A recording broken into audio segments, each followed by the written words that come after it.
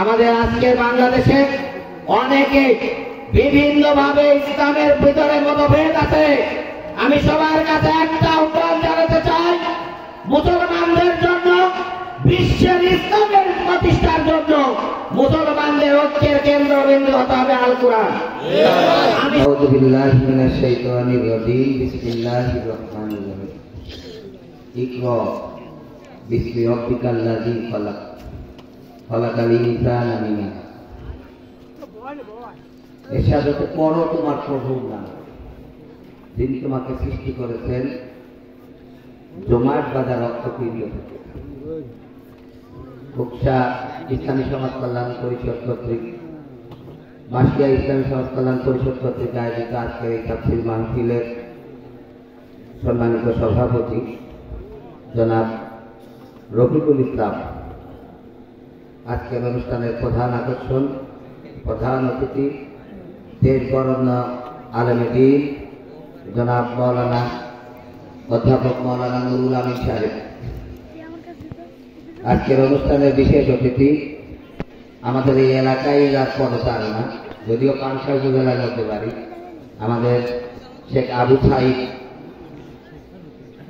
বুকসার মধ্যে, না বুকসার মধ্যে বাড়ি, এখানে বাড়ি। মঞ্চে উপবিষ্ট উলামা ইকরাম, এই এলাকার ইসলাম প্রিয় জনতার একাংশ, পদ্মার অন্তরালে মা ও বোনেরা, আসসালামু আলাইকুম ওয়া রাহমাতুল্লাহি ওয়া বারাকাতুহু। প্রিয় এলাকাবাসী, আমি প্রথমেই মহান আল্লাহ পাকের কাছে শুকরিয়া জানাই যে রাব্বুল আলামিন আজকের এই মুক্ত ময়দানে আমরা যেভাবে তাফসীর করতেছি, এরকম তাফসীর মাহফিল করার সৌভাগ্য 15 বছরে আমাদের হয়নি।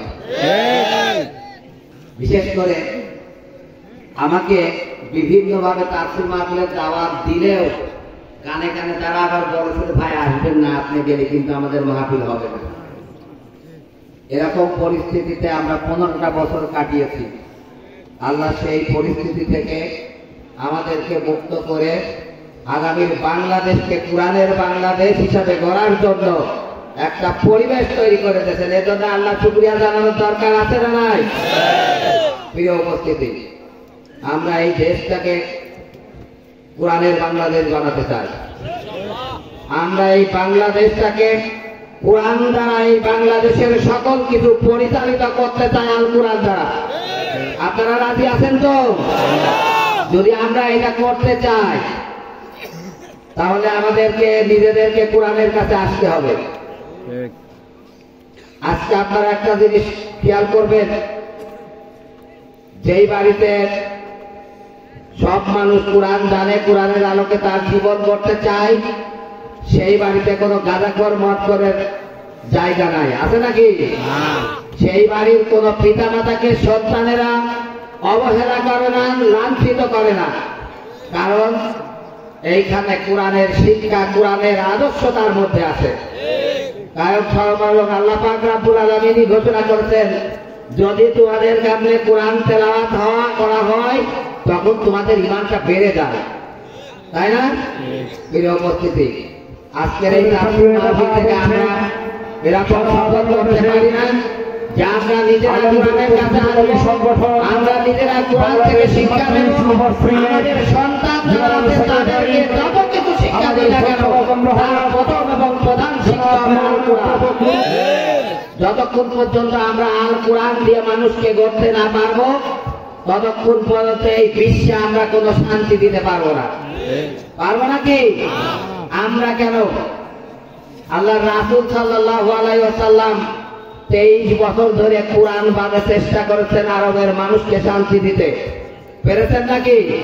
17 বছর থেকে নবুয়তের আগ পর্যন্ত 40 বছর ধরে আরবের মানুষদেরকে হিলফুল ফুজুল গঠন করে বিভিন্নভাবে আরবের মানুষদেরকে শান্তি দেওয়ার চেষ্টা করেছে, কিন্তু যতক্ষণ পর্যন্ত তার হাতে কোরআন আসে নাই ততক্ষণ পর্যন্ত আরবের মুখেও শান্তি আসে নাই। প্রিয় উপস্থিতি, এজন্য আমি আপনাদের সবাইকে বলতে চাই, আমরা যদি কোরআন দিয়ে সমাজ গড়তে চাই তাহলে আমাদের প্রথম এবং প্রধান টার্গেট হবে আমার পরিবার হবে কোরআন দিয়ে গড়তে। আমার পরিবার যখন কোরআন দিয়ে আমরা করতে পারবো তখন তখন এই দেশ হবে কোরআনের বাংলাদেশ। আমি নিজে নামাজ পড়ি না, পরিবারের সবাই নামাজ পড়বে নাকি?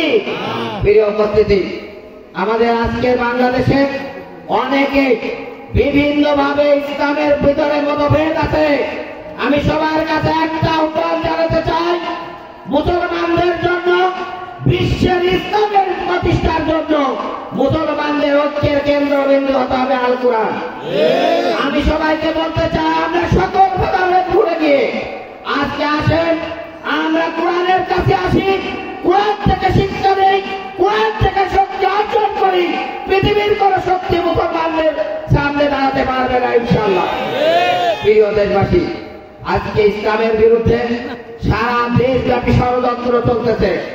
এই ষড়যন্ত্রের যদি মোকাবেলা করতে হয়, আমাদের প্রথম শক্তি অর্জন করতে হবে কোরআন থেকে। যদি আমরা এই শক্তি অর্জন করতে পারি, পৃথিবীর কোন শক্তি মুসলমানদের সামনে দাঁড়াতে পারবে না। কিন্তু আমরা আমাদের দেশে কোরআন পড়া মানুষের অভাব, খুব অভাব। আগে আমরা দেখতাম মানুষের ঘরের জানালার পাশে রাস্তায় বেরোলে ফজরের নামাজের পরে মানুষের বাড়ি থেকে, মুসলমানদের বাড়ি থেকে কোরআন পড়ার আওয়াজ আসতো। কিন্তু বর্তমান সময়ে এটা আর পাওয়া যায় না। এখন ফজরের নামাজ করুক আর না করুক, ভোরে উঠে মোবাইল ঘেরাঘেরি শুরু হয়ে যায়। আমি সবাইকে বলতে চাই, আসেন আমরা এই দেশটাকে, আমরা এই দেশকে ষড়যন্ত্র চলতেছে। আপনারা জানেন ইসকনের নামে এক গোষ্ঠী বাংলাদেশের সাম্প্রদায়িক সম্প্রীতি নষ্টের ষড়যন্ত্র করতেছে। আমরা দেখতেছি বিভিন্ন জায়গায় ইসকনের নামে সমাবেশ হচ্ছে। আমাদের সারা দেশের হিন্দু ভাইদের যদি এক জায়গা করে ওই শতবার সমাবেশ করা হয়, এক এক জায়গায় যেরকম সমাবেশ করতেছে তার একটাও হবে না। এখানে যাচ্ছে কারা? আপনারা তাদেরকে চিহ্নিত করবেন, কারণ তারা ইসলামের শত্রু, তারা মুসলমানদের শত্রু, তারা বাংলাদেশের দিন প্রতিষ্ঠার প্রধান অন্তরায়। তাদেরকে খুঁজে বের করতে হবে। আমাদের মুসলমানরা ইসলাম ছেড়ে বাংলাদেশের মধ্যে ষড়যন্ত্র করতে, ভারতের দালালি করতে। মুসলমানদের কাছে যতক্ষণ কোরআন আছে, মুসলমানদের কাছে যতক্ষণ কোরআনের শক্তি আছে, বাংলাদেশ থেকে ইসলামের বিরুদ্ধে কোন ষড়যন্ত্র আমরা ইনশাআল্লাহ আগাতে দেব না। রাজি আছেন তো?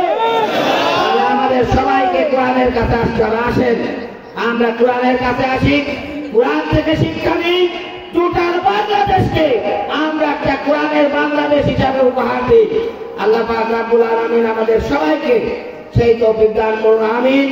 আসসালামু আলাইকুম ওয়া রাহমাতুল্লাহি ওয়া বারাকাতুহু।